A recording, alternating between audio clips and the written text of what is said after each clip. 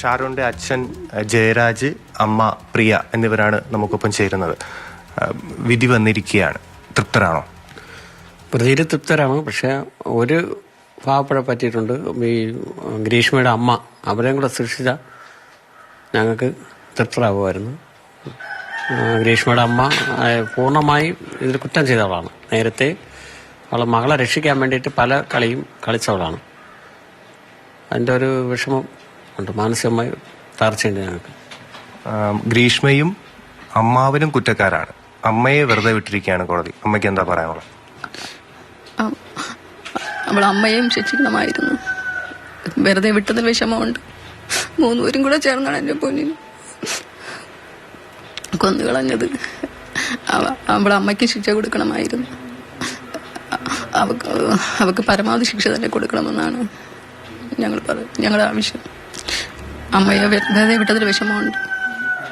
അമ്മയെ വെറുതെ വിട്ടതിൽ നിങ്ങൾക്ക് എന്താ തോന്നുന്നേ? അതായത് എന്ത് കാരണത്താലായിരിക്കാം?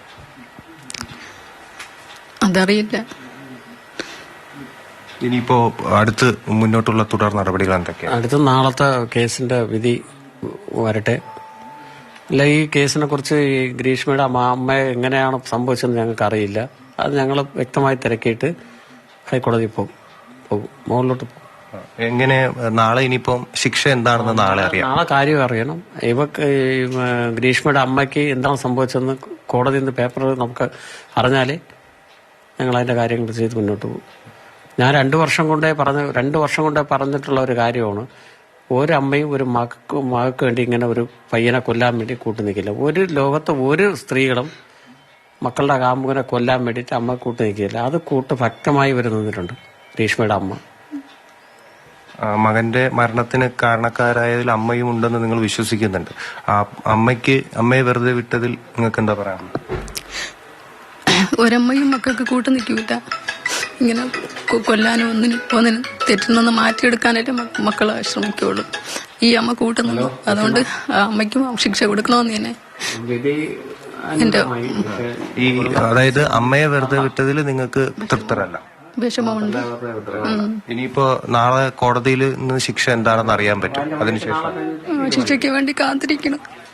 വളരെ പരമാവധി ശിക്ഷ കൊടുക്കണം. അവക്ക് പറ്റുമെങ്കിൽ വധശിക്ഷ തന്നെ കൊടുക്കണമെന്നാണ് എന്റെ മോനെ.